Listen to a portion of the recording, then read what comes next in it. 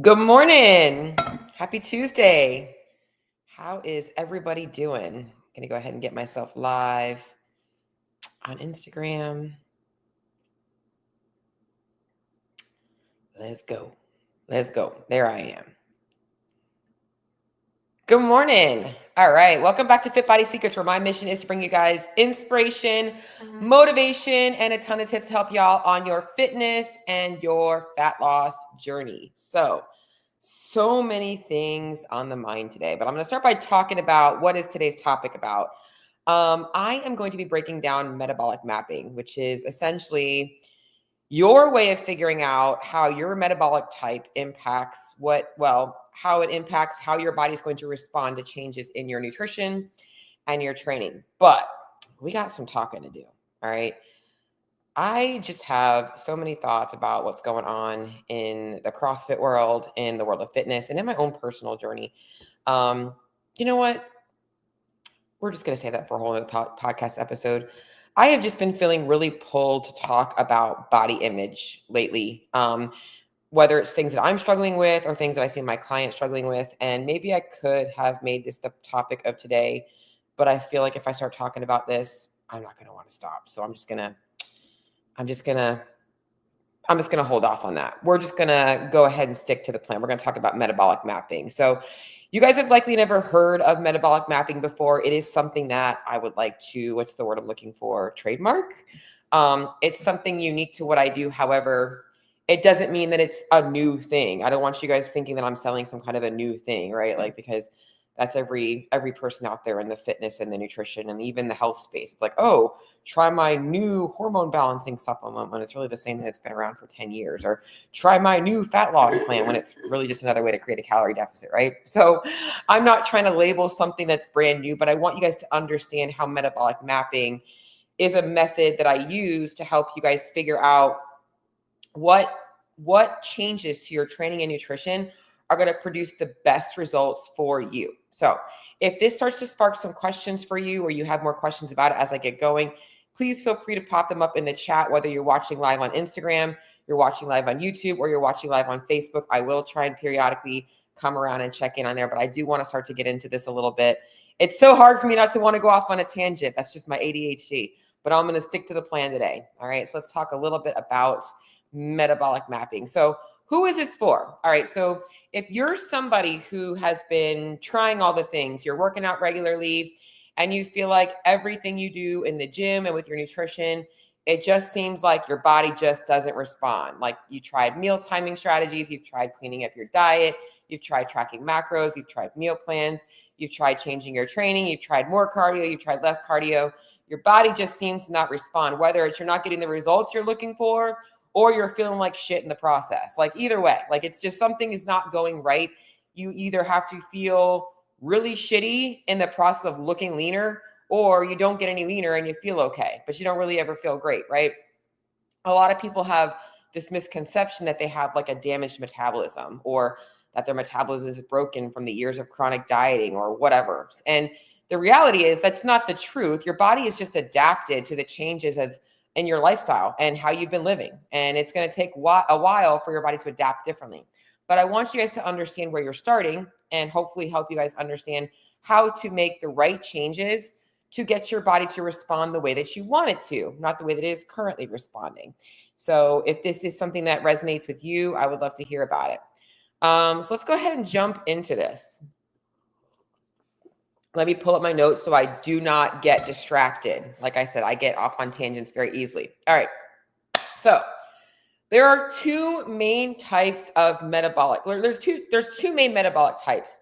It doesn't mean that you have to be all one or all the other. You might be a blend of the two, but you likely are going to gravitate towards one end of the spectrum. And you might be like, oh no, I am definitely that one. All right. We've got fast oxidizers and we've got slow oxidizers. Fast oxidizers, a lot of people would think, is the ideal type of metabolic type because you tend to burn quite a few calories. You have a high training frequency and volume. So you're training, 4 to 6 days a week. You're walking 10 to 15,000 steps a day. You're getting plenty of training in. You're very, very active. You're always moving. A lot of times my fast oxidizers are very sympathetic nervous system dominant. So you're the kind of person that even when you have downtime, you're like, oh, well, what can I do to be productive? You're always on the go. You likely have a big appetite, meaning you do find yourself thinking about food very often and sometimes not really knowing if you should be eating or not. You're kind of like, wait, I just ate. Should I really be eating? You are very disciplined by nature. You tend to be very disciplined and driven. And it's why whenever you can't stick to the plan, you feel like shit about yourself. You start to talk down on yourself. Your biggest struggles as a fast oxidizer is number one, the appetite. You'll go through periods where you're like, man, I can really be consistent. I'm dialed in. I feel great. But all of a sudden, like the appetite picks up and diet compliance gets difficult. Maybe you decide to go out one night and you're like, I can totally do this. And you're like, I'm just going to have a little bit. And before you know it, a little bit leads to a lot. And now you're like, you're feeling like shit about yourself and you're trying to get back on the restrictive diet again on Monday. This goes into that binge restrict pattern of like, I can be really, really good and get results, but I feel like shit in the process. You typically can lose weight, but you can't seem to maintain it without living in that chronic calorie deficit. Oftentimes, what I find the biggest struggle is that my fast oxidizers are using online calculators, which often underestimate your caloric needs. And it's really easy when a lot of times my coaches are in this realm and they're like, but the calculations say I should only be eating this many calories. I'm like, yeah, but your feedback is saying that ain't the truth. Very much all or nothing thinking, kind of all in or all out all of the time. You're either in it all the way or you're like, I can't do it at all. And whenever you try and diet, you can, like I said, you can lose weight, but maintaining it becomes very, very difficult. So the dieting, not only does it impact, your relationship with food, but it's also impacting your mood throughout the day, your energy levels throughout the day, and yes, your workout performance. My slow oxidizers, and I'm going to save the suggestions for the end because I want you guys to see both ends of the spectrum, are the exact opposite. And like I said, you might have identified with some of those things. And as I'm going through this list, if you find yourself identifying with some of these things too, that's okay. You're probably somewhere in the middle, but we want to know which end of the spectrum you are more teetering towards. My slow oxidizers typically don't burn as many calories. So your training volume, you might be it's like 3 to 5 days a week. Your volume is pretty consistent, but you're not literally in the gym for 60 to 90 minutes a day, hitting hundreds of reps every single session, right? You might be doing a basic bodybuilding split. Maybe you're doing a CrossFit Metcon and that's really it. You have a less active lifestyle. You're getting less than 10,000 steps a day. Maybe you're in the 3 to 5K steps a day, or maybe the 5 to 7K steps a day. You are somebody who maybe you are productive in life, but you move a little bit slower. You're a little bit more of that like parasympathetic nervous system dominant. You can't really get that hyper responsiveness. You lack energy. You feel like you have a lot of things to do and you want to get through them, but it's like you're just moving a little slower than you'd like to be. You kind of feel like you're dragging ass through life. Your appetite tends to be inconsistent. You're somebody that's either super hungry or you're not hungry at all, or you're like getting a lot of cravings, or you don't even feel anything. More structured lifestyle, but you have a little bit more spontaneity in it. So you tend to like kind of have more, I'm just going to go out socially here and there. Like you're kind of go with the flow kind of a person, like the Bob Marley life, maybe, so that's kind of you. And maybe it is you've gotten to a point of burnout in your life. Maybe like you're just kind of going through the motions at this time and everything just feels kind of status quo. So you're the exact opposite of my fast oxidizer. And like I said, you could be somewhere in the middle of these two. My struggles with my slow oxidizers is I kind of already mentioned this, but the unpredictable appetite. You can go from literally not being hungry at all to all of a sudden you get a ton of cravings and you're just like snacking and grazing. You work really hard on dieting, but then you can't seem to lose weight. You typically eat lower food volume. So unlike my fast oxidizers who are like, I need to eat more food, like you typically eat very calorie dense foods and don't even realize you crave those calorie dense foods, don't even realize how calorie dense they are. You're the kind of person that's eating like an egg with toast and butter for breakfast. And it's like a small meal, but it's like 600 calories. Just typically that's where you're at. Your calorie calculations are usually overestimating your calorie needs. So you go online, you find a calculator, you're like, man, I feel like I work out, but like obviously I'm not doing enough because this calorie calculation is just not working for me. And most of my slow oxidizers get dietary success through extremes. However, those extremes become hard to maintain. So you're someone that maybe has tried like doing an extreme calorie deficit, cutting out carbs, doing a more carnivore based diet, something like that. You also tend to gain weight very easily. So if you've ever tried reverse dieting, it's like every time you try and add more calories, your body just holds on to weight. Like it doesn't seem to lose anything. So very opposite of my fast oxidizers. Now, kind of looking at those two ends of the spectrum, what I want you to hear is my fast oxidizers, they're like metabolic furnaces. And my slow oxidizers, they're like the kindling. They're like the fire's burning out, okay? And the sweet spot is somewhere in between. However, you both need a very different approach to your nutrition and your training. And it usually goes a little bit, it's not as intuitive or natural to what you're being taught. My fast oxidizers are often trying to diet the way a slow oxidizer would. They're cutting their calories, they're trying more extremes, they're really trying to be more disciplined with their diet, and they're literally starving their workouts and starving their lifestyle, and it's leading them into poor energy, poor metabolic function, and their appetite is just spiking.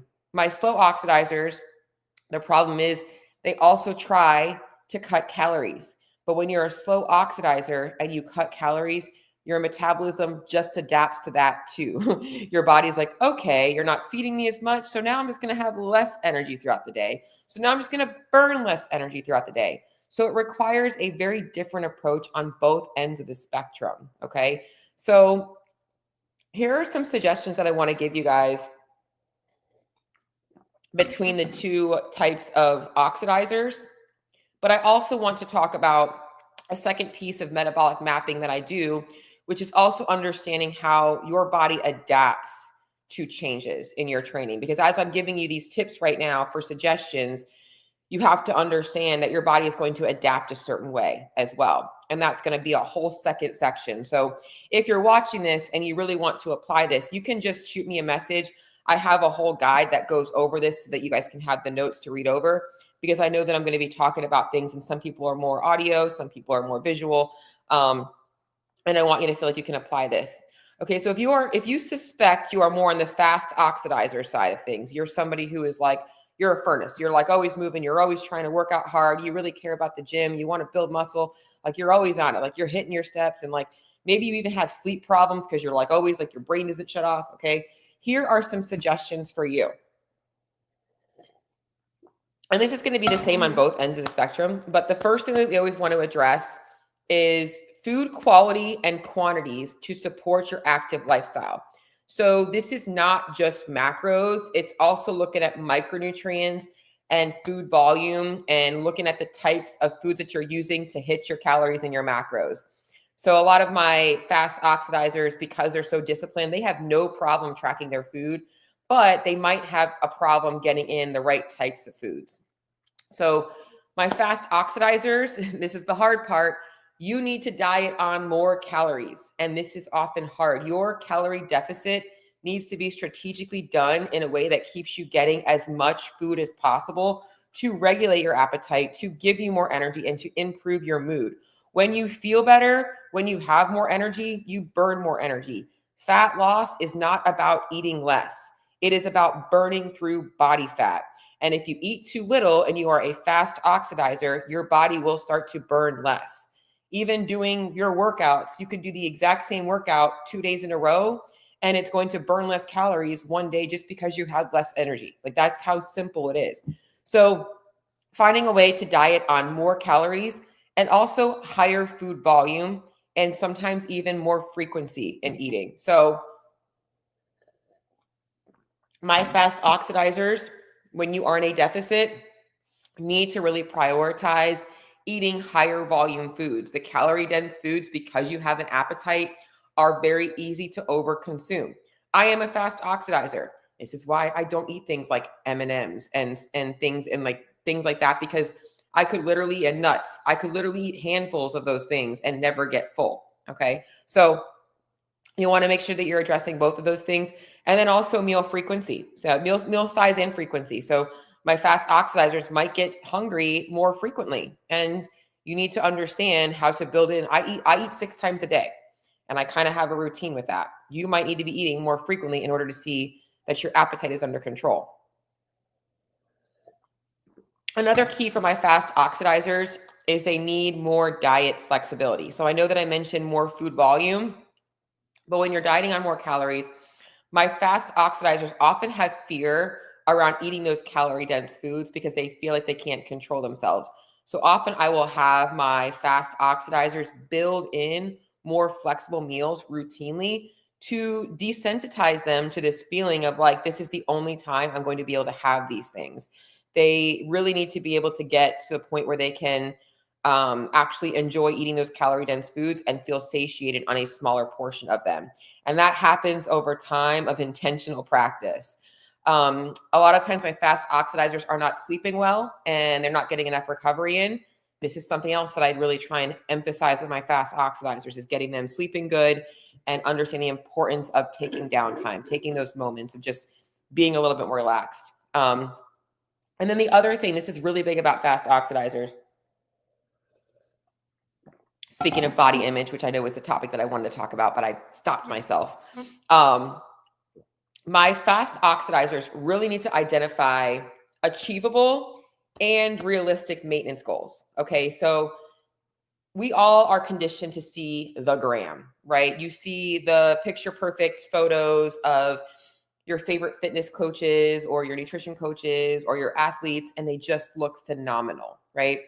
You have to realize that's not how they're walking around every single day. They're taking a photo, they're hitting certain angles, they're posing, and you cannot compare yourself to what you're seeing on Instagram. You have to really look at what is actually achievable and realistic to maintain for you. And I always look at body fat percentage, right? Like maintaining sub 15% body fat percentage is okay. You can do that if you want to live that way, but it does require dietary restriction for the long haul for you to maintain it. You have to realize that if you want to walk around lean, you're going to have to make sacrifices in your lifestyle in order for you to do that. You're going to have to train a certain way. You're going to have to eat a certain way. You're going to have more structure in your diet. So if you want to walk around like that, you have to understand that the lifestyle has to be something that you are also pulled to live. You have to want to live the lifestyle. You can't have the body without having the lifestyle. So we have to identify achievable and realistic maintenance goals for you. Now, that's not to say that you can't maintain a 6-pack of abs or a 4-pack of abs or, the body that you want in a sustainable way. We just have to know what that looks like for you. Okay. So, and what that's going to require for you in your certain place in life. Now, my slow oxidizers, and if you are hopping on here late and you're kind of curious of what I'm talking about, I'm just going to kind of recap. I'm kind of talking about metabolic mapping. So you'll want to watch the replay, but I'm going into my slow oxidizers now and some suggestions. My slow oxidizers, again, need to work on maximizing calorie intake. We want to find your calorie ceiling the right way, not just relying on an online calculator. And we want to try and keep calories as high as possible. Oftentimes, my slow oxidizers need to move more, not eat less. They need to be trying to diet on eating more food to get their body more conditioned to having more energy available. But we need to get their body burning more energy. So we have to kind of force movement in the same process.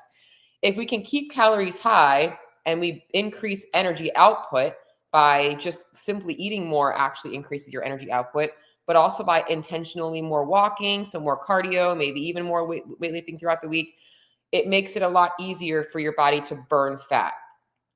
We want to increase food volume because that food volume is going to also increase the thermic effect of feeding. So we want to looking at less calorie dense options here. Okay. Oftentimes my my slow oxidizers need more of an interval-based approach to their fat loss. They need to do some calorie cycling because you don't burn as many calories. It gets to a place of burnout. You get to where you're going strong. You're like, man, I'm just burned out.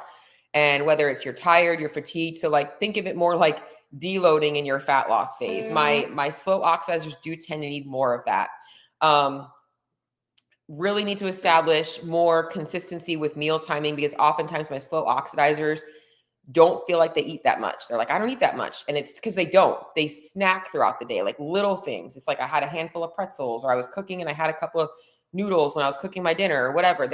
You need to have more consistency. And like, I wake up, I have breakfast, I eat a snack at 10, I have lunch at 1, I have a pre-workout meal, and then I have dinner. Like, you have more of a structure to your meal timing that's not just listening to what your body is telling you, because your body's kind of lying at this moment. It's not really giving you those right appetite cues. And again, it's identifying something realistic, but for you, it's more of a realistic timeline. My slow oxidizers often have very high expectations on results without understanding the expectations on the effort. And when you're a slow oxidizer, you are going to have to work a lot harder. So you might want to extend your timeline a little bit to allow yourself to enjoy the process, so that you can actually reach those goals. Okay. So that gives you guys a little bit of an understanding of like the fast oxidizers versus the slow oxidizers. And if you feel like, based on what I'm talking about right now, which end of the spectrum you're on, I would love for you to be like, I think I'm a fast oxidizer, I think I'm a slow oxidizer. And I would love to be able to just know that, just be able to comment on that and be able to help you out. Okay. So, or whatever. I don't know. I just felt like I just want you to tell me. I just want you to tell me that I helped you just identify which side of the spectrum you fall on. I don't think I've had enough coffee today. Maybe that's what the problem is. I'm feeling a little bit blah. Take another sip. Today's flavor of the day is this salted peanut butter cookie. It is so good. And I don't know if I'm going to be able to keep finding it, but I've been hitting home runs at TJ Maxx lately. All right. So now that you know where you're at, okay, and hopefully I've given you some suggestions on where you should take this, whether you're a fast oxidizer or a slow oxidizer, or maybe you're somewhere in the middle, but you intuitively know which end of the spectrum you fall more towards, because you can think about your history of dieting or training and all that stuff. We need to know, are you a fast adapter or a slow adapter? Okay, so this is the second piece of metabolic mapping. You know your metabolic type. What type of adapter are you? Okay. My fast adapters are the ones that get most frustrated. All right. Your body responds initially, but then you just seem to hit a plateau, or the weight comes back on. My fast adapters often need more frequent adjustments to your training and your nutrition plan in order to prevent adaptation. So it's like every time you make a change and you get some quick wins, your body catches up and catches on, and then you're like, I'm stuck again. And you need to understand how to make smarter changes to your body to allow you to keep burning. You often get excited for the first couple of weeks of any nutrition plan, but then you tend to fall off. You kind of break the progress before the progress actually shows up. So you're making progress and you don't see it because you're so conditioned to want to be able to have those fast results. So my fast adapters get frustrated and they fail because they stop right before the magic happens. You hit that plateau and you're like, this is just not going to work, and you don't know what to do. Okay. So that's my fast adapters. My slow adapters, this is the best of both worlds, man. Like, this is awesome. You literally, I tell you what to do, you start doing it. And the problem with my slow adapters is they want the quick win. They're like so dopamine driven. They expect that week 1, they're going to lose 2 pounds. Week 2, they're going to lose 2 pounds. They're going to keep losing 2 pounds, right? But with my slow adapters, when I start them off, I tell them initially, hey, we're not going to look for quick wins. We're going to look for wins in week 3, 4, 5, 6, and 7. So the initial changes might come a little bit slower, but the plateaus don't happen as long as diet compliance stays high. So with fast adapters, they might lose 5 pounds in a month, but then they stop losing weight. And then they just plateau, and then they give up and they regain the 5 pounds plus some usually. My slow adapters, they're like, I've been consistent for a month and I'm not seeing changes. And they're like, oh, this must not be working for me. I almost just dropped the cup. But if they stay compliant, all of a sudden the seal breaks and the weight starts coming off. The progress comes much slower, but it comes more consistently. My slow adapters often don't need a lot of adjustments. It's like once I get them moving, it's like I just got to keep them consistent. Stay consistent because this is all you need. You need the constant reminder that what you're doing right now is working. The stove is on, the water is cooking. Like that's what's going on right now. Okay. You often feel like you're making slow progress, but it is actually moving at the right weight. Like how many of you guys don't, so many people are like, oh, I know progress is slow. Well, do you even know what fast progress looks like? Fast progress isn't losing 1 to 2 pounds a week for every single person. Because every single person, if you lost 1 to 2 pounds a week, think about where you'd be in 8 weeks, right? Like the body is very different. You have to look at percentage of body weight. And I think it's like 1% of body weight per week is like ideal. You have to look over the course of months and years. When we look at those studies of 1 to 2 pounds a week, that was based on studies that were done with overweight people losing weight over the course of like 6 to 12 months. And they looked at how much weight they had lost and they had averaged it out over the course of the months that they were in the dieting phase. So don't feel like because you're not losing 1 to 2 pounds a week, you're not making fast progress, especially if your goals are to look different, because you might also be putting on some muscle in the process. All right. So I'm going to recap a little bit for those of you guys that are joining on late and close up shop with some things that are going to help you understand why all of this matters. My cat is looking for trouble. Jack, get out of the cabinet. He knows how to open cabinets. This cat is so smart. Will you stop? No. Hey. All right. So fast oxidizers. You are like the high achieving gym king or queen. You are like always the one. You can be dialed in on your nutrition, but like you can't stay consistent. You tend to try and diet and like you hit the roadblock and like willpower fails and you can't figure out what to do. Okay. You're in that constant state of like, every time I drop calories, I just feel like shit and I have to feel my diet is so restrictive. Okay. My slow oxidizers are like the only way you see progress is with extremes in your diet. You plateau quickly. You feel like you don't have a lot of energy. You're not quote unquote like the energy. You're not the Energizer Bunny. Like you just want to go to the gym, hit your weekly quota, and you have other details in life that matter more. Okay. Two opposite end of the spectrums. You both need to know what calorie maintenance looks like for you to optimally perform your best in your current lifestyle. All right. Fast oxidizers, you need to diet on more calories. Slow oxidizers, you need to diet on as many calories while increasing your movement. That is the key to breaking through the slow metabolism. Okay. And the key to losing fat with a fast metabolism is feeding the fast metabolism. Fast oxidizers, more food. Slow oxidizers, more food, more movement. All right. If you are a fast adapter, okay, you've got to be conditioned to understand that the first 5 pounds doesn't matter about as much as the next 10. Stop looking for the extreme thing that works for 3 to 4 weeks and learn how to intervally approach your fat loss journey to prevent burnout, to keep you going for the long haul, setting a more realistic timeline for your body. And my slow adapters, you just need to be consistent long enough with higher calories to allow your body to do what it needs to do. So don't look for those wins again in the first 3 to 4 weeks. We're looking at weeks 6, 7, 8, 12, 16, 24. That's where the magic happens and where you can say, wow, I have finally found what works for me. Now, who does this apply to? Everything I'm telling you right now is only going to help you if you are willing to apply a trackable approach. Okay. If you truly want to change your body, you want to lose body fat, you want to feel better, you want to improve your body composition, you want to improve your health. Okay. You want to have more energy. You want to be able to look good naked. I don't know what the hell your goals are, right? We all have different goals. Okay, this will work for all goals, even if you want to build muscle, because I'm building muscle right now. I'm on that muscle building train.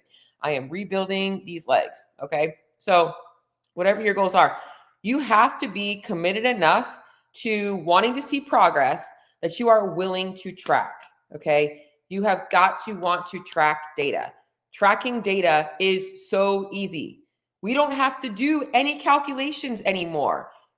When I first started tracking my food, I literally had to have a notebook and I had to write everything down. I had one of those stupid scales that like wasn't digital. Like it was like where you had to tear it with your finger and like the freaking had like a little spring in it and like it would never tear properly. Okay. Like technology has made things so easy. You can put your weight in an app and like it just shows you your average per week. It shows you how things are changing. You can put your food in an app and it calculates the macros in it, right? All you have to do is be the person that says, I am going to track my food. I am going to track my weight. I'm going to use a food scale and make sure that I'm tracking the right food amounts. I'm not just guessing because I want to see results. And when you have that data, you can now adjust. But how do I adjust? Okay. I wish I could tell you. I mean, I'm not gatekeeping here. I'm not gatekeeping. Like I will tell you all my secrets. How do we adjust? We look at feedback. We look at how your body's progressing. But this is different for every single person. I can't tell you how to adjust for you because I don't know what your roadblocks are going to be. And this is why having a coach or a professional who does this for a living help you, guide you in your journey is the key to your success. Okay, like you can totally do this on your own. But if you've been trying to do it on your own and you're getting stuck in this same cycle and never getting anywhere, sometimes it's time to reach out to a professional and get some guidance in your journey. That's what we do. That's what my passion is. I want to see my clients show up confident in their life. I want to see them break through the plateaus because guess what? Like people spend money on really stupid shit and live their entire life feeling stressed out about the fact that like they're constantly dieting and they still look in the mirror and hate what they see, right? And I know that there's a lot to be said. We're going to talk about body image, but I'm not going to talk about it right now. If you just had one person who like could be the person that solves your problems, I mean, it's not going to solve all your problems because you're going to have to do the work. I don't do the work for my clients. They do the work, right? But to give you the tools to solve your problems, now you're like, oh my gosh, all of these years, this shit, I feel better, okay? Every $5 Starbucks Frappuccino that you wasted your money on, every Fit Aid that you drink, every, I don't know, protein powder that you bought, every restaurant meal, all that shit adds up. Every freaking shirt that you wore to cover up your body because you didn't like how confident you or how you felt in your clothes, like all this stuff can go away if you just take a leap of faith and trust somebody else. Like I had to trust somebody else in my own journey because if I was listening to myself, like I wouldn't trust, I know too much. Knowing too much is really hard to make any progress because you overthink everything. Like 100%, I will overthink everything in my life. So, and that's what a lot of people do. I wasn't planning on ending this on a plug for coaching, but it is a plug for you guys. If you guys are serious about applying this, okay, whether you're working with me or not, track your data and learn how to adjust your data.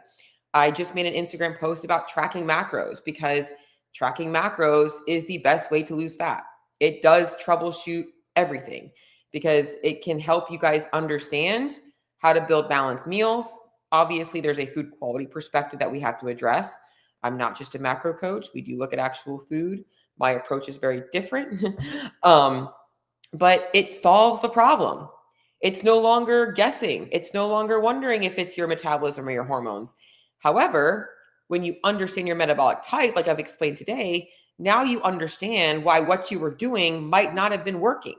So you need to be willing to track your food, whether it's with somebody who is going to guide you through this or whether it's on your own and learning how to adjust on your own. And you totally can. You just have to be willing to understand that it's all trial and error. You're going to make mistakes. You're going to have weekends where things don't go perfect. That's okay. Like life is not about perfection. So that's it. I'm going to look over at the comments here, see what I got going on. Nana Honey said, you've hit exactly how I am. I believe that was probably when I was talking about being a fast adapter, or I'm sorry, a fast oxidizer. Fast oxidizers are very common. The majority of my clients I work with are fast oxidizers. They don't realize that they have been underfeeding themselves for so long. And when I actually get them eating enough food, they feel better. So that is a common thing. I'm just going to go over here. I think I'm mostly a slow oxidizer. Alicia, I would honestly agree. And my goal for you, Alicia, is that we are going to try and work on fixing this for you. And it is definitely something that we will be able to address. So it all comes down to lifestyle, and it all comes down to obviously making sure we make it manageable for you. You know, that's the hard thing, guys, is everything that I'm talking about, right? It's really easy for me to say all of this, but I don't know what your stress levels are like in life. I don't know what your day looks like. I don't know what consumes your brain outside of your fat loss goals. Like, that's the shit that matters. And that's where a coach comes in to be like, okay, like, here is what you can actually manage, because oftentimes we overcommit ourselves. We overcommit and then underdeliver because we think we can do everything. It's just the human nature to want to be able to be successful. And sometimes when you just take down the expectations and you realize that like this is what's actually achievable for you, and you go through periods where like, all right, like I'm dialed in and I'm focused, and then we're going to maybe take a little bit of a maintenance phase and we're going to get dialed back in. We're going to make sure that you get where you want to be in a way that feels good to you. So hopefully that makes sense. Does anybody have any questions on this stuff? Talking about metabolic typing, metabolic mapping. If you hopped on here late, do you guys have any questions or anything? I see 2 people still watching on Instagram and a couple people here on Facebook or YouTube. So if you guys have questions related to this, please feel free to pop them in the chat, because I'm done talking about this. However, maybe I could talk a little bit about body image, because I feel like that was what I had on my mind. I've had it on my mind since Sunday. And I feel like it's something that needs to be discussed, especially if you're a woman and you're working hard in the gym. And I guess if you're a man too, men have these problems too. And like, you just still don't feel confident in your body. I want to share a personal story, but also hopefully help you guys a little bit if you struggle with your body image. And whether, you know, I get women, they're like, I got body dysmorphia, I got this and that. Like we all, it's just honestly, it's body insecurities and whatever it is. I don't care if we don't see ourselves the way we are. I don't care if you are the way you are and you just aren't happy with it. It's all about not being secure or confident in your body, right? So here's my little story. All right, I've been doing CrossFit for 15 years and I love it. And I was getting dressed on Sunday morning and I was putting on normal clothes. And I was literally in tears. I was in tears because I hated the way regular clothes looked on me. And it was so hard for me to like get dressed and feel confident. And Kristen, I see your question. I will answer it, but I want to go on my tangent now. Okay. Because all I was thinking is I've been working so hard in the gym and I'm not confident with the way my body looks in my clothes. And it wasn't about fat. It wasn't about I look fat. It was my body type, something that I really don't have a lot of control over. I have very narrow hips. For those of you guys that know my journey, I had a very traumatic couple of years and lost a lot of strength in my legs. My legs have shrunken. Like, so I feel like my proportions are just, my body comp isn't where I want it. And I've been working really hard. And it was like that. I just woke up on Sunday morning and I'm like, I hate my body. I fucking hate it. I just want to be able to put on clothes and like how I look in clothes. Like, but like I go to the gym and I'm in like sports bra and shorts and I'm fine because that's my comfort zone. And that's where it's acceptable to look the way that I do. And it was something that I struggled with. And it's like so hard to be secure in one place in your life, but not the other. And I'm saying this to you guys because, and the reason I want to talk about it is, you know, my goal, as I mentioned for my clients, is that we all are going to be more confident in our body, right? But it's not always about the scale. And no matter how lean you get or how much weight you lose, you're always going to have something that you wish you had. And you have something that you wish you didn't have. Like, it's just part of never being satisfied. It's also okay to be okay with wanting to improve those things. Like, I'm not saying, oh, I'm just going to accept my body. I need to accept the way my body looks because this is hard work. Like, I've worked really hard at everything in life to get my body where it is. My body is a side effect of the last 15 years of training at a level in a sport that, I need to be strong. I need to have a strong core. I need to have strong everything. And I'm not willing to give that up for aesthetics, right? Like I could be like, oh, well, I'm not going to lift heavy and this and that. Like I want to be able to be stronger. I enjoy training CrossFit.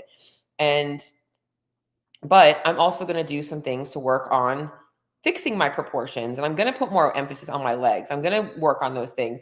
So I'm saying this to y'all because it is okay to want to change. Like it's okay to accept I'm accepting my body.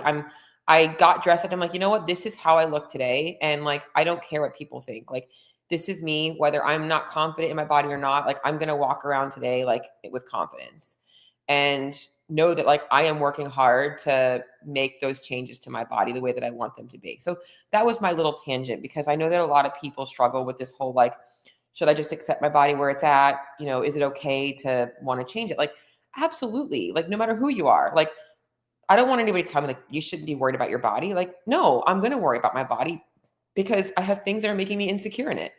And I am going to accept it. Like, I'm not going to hate on it, but I'm going to work on those things to make myself better. So that was my little tangent and something that I wanted to talk about today as well. Kristen asks, when it comes to different types, slow or fast, does the approach to being in a deficit change? Yes. As I mentioned, when you are a slow adapter, you need less frequent, I guess it depends on, are you talking about a fast adapter or a slow adapter, or a fast oxidizer or a slow oxidizer?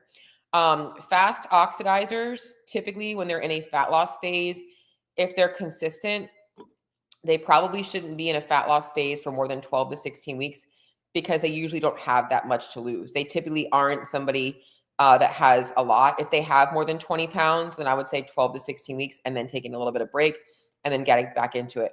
My slow oxidizers typically need to, and it all goes by feedback. They typically need more frequent breaks. They typically need to go harder for like 3 to 4 weeks and then take a little break, a little bit harder, and then take a little bit of break. But it also comes down to feedback. When it comes to adaptation, so fast adapters versus slow adapters, my slow adapters don't need as many adjustments and my fast adapters need more. And when it comes to the deficit change, the only thing that really changes is going to be based on feedback. So if I'm getting good feedback, then I don't make adjustments. If feedback goes bad, then that's when I make adjustments. Hopefully that makes sense. But all right. Well, if I don't have any other questions or anything like that, nutrition, training, or life, I'm going to hop off. Finish my coffee, answer some client messages. So a couple of things. If you guys want the copy of my metabolic mapping guide, I'm working on making it pretty. Right now, it's just a simple PDF with like the specifics for you guys to look at. And if you want that, you can go ahead and shoot me a DM or a message. I should have put it in the show notes. I don't think I did. And then if you guys would like some help with implementing this in your fitness journey, just also shoot me a DM. You can just type in, like, just so I know who it is. You can just tell me a little bit about yourself. We don't need to make it. I mean, I guess I could put like, just DM me, metabolism or map. I do that often to make it easy for you. But honestly, I would love for you to just shoot me a DM and say like, hey, here's what I'm struggling with and how can you help? Like, that's really all I need, just to kind of give me a little bit of a background. So that's it. If you guys need anything, you know where to find me, Cheryl Masso, Instagram, Facebook. And if you're not a part of my Facebook community, you can also join that. But until next week, I will see you all later.